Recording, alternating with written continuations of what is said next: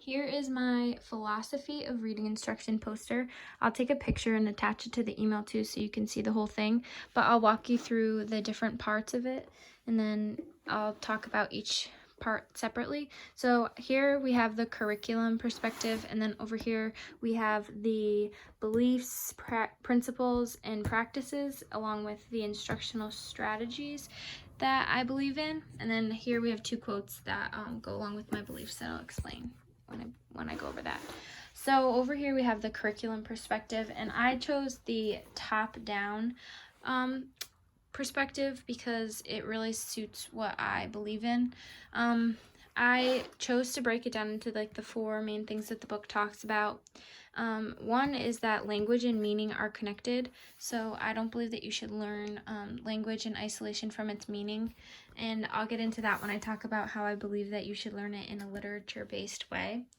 But yeah, so that goes along with the whole language thing too. I believe that students should learn language in like meaningful experiences, whether that be through a book or through conversation. I think that that's the best method for students learning how to read and speak. Then we have natural conditions. These kind of all go hand in hand, but the natural conditions and community were really important to me because I believe that children should be able to learn in a natural environment where they're free to make mistakes, because learning how to read and learning how to write, learning how to speak, all those things are filled with times of where you make mistakes. That's just life. And so I believe that these natural conditions where there's an open community where we're all talking, reading, writing together, and kind of making mistakes together, I think that that's the most beneficial. So top down was the one I chose. And now we have my two main beliefs. So I believe in curiosity and I believe in equity. So I kind of have two quotes that I wanted to share that really struck me when I looked up these words, because I knew like what my belief was, but I didn't have an exact word for it. And so with equity, my quote is from Rick Lavoie. It says, "Fair doesn't mean giving every child the same thing. It means giving every child what they need." And that really goes along with the differentiated instruction that I'll get into. And then with curiosity, my quote is, "You can find magic wherever you look. Sit back and relax. All you need is a book." And that's from the infamous Dr. Seuss. And that really goes along with my belief in curiosity and literature-based instruction. So now that we know my two beliefs, we'll get into my principles. So I broke it up into the blue is the curiosity and the pink is equity. So for curiosity, I believe in literature-based instruction. I believe that it should start with books, as they can grab students in, and I'll go over that over here with my practices. So I believe in literature-based instruction. I believe you should start all units with a book to connect to, that students can connect to, whether it be science, history, and math. And I really hope to build my classroom libraries in a way that I have books that I can base my instruction off of. I have a few math ones and science ones, but I need to get more history books, and I definitely need to keep growing that. Then I have instruction is based off of student interests, and I have two practices that I believe I will do. I will ask students what they want to know about a subject. That kind of goes along with the self-exploration piece too. I really want students to be engaged in a way that like what they're learning, not only is it appropriate for like the Common Core and the test they need to take, but it's really based off of what they want to know and what they want to get out of instruction. Also, I have here instruction is based off of student interest. Oh, I said that. And so I said hand out questions about interests at the start of every unit, which kind of goes along with the ask students what they want to know about a subject. Start every unit with asking students what they find interesting. Maybe if I say we're going to start a unit on the Civil War, maybe they say in the questions, I'm really interested in this specific battle, and then we can really dive into that in more detail. Self-exploration I have over here with a lot of time to read for pleasure, and they are able to choose their own books. In my 4th grade class that I was placed in this semester, my teacher did a really great job of leaving like a lot of time during the day for them to read books that they're interested in. She had a huge classroom library, and she always let them go to the library to pick books when they were done.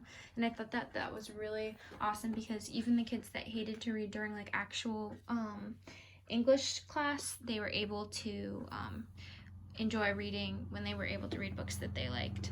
So then I also have here what I would do for self-exploration would be self-guided book reports. That I also observed in my class, but my 5th grade class I was in 2 semesters ago. My teacher had, at the end of every month, students were able to choose what book they wanted to do their book report on, and they were able to do whatever kind of book report they wanted. So some students did like a poster, to talk about what they liked and what they didn't like about the book, or they did a book review. But it was a really good way for students to be able to kind of have this community of self-exploration through books, and they were able to help each other find books that may be of interest to them next.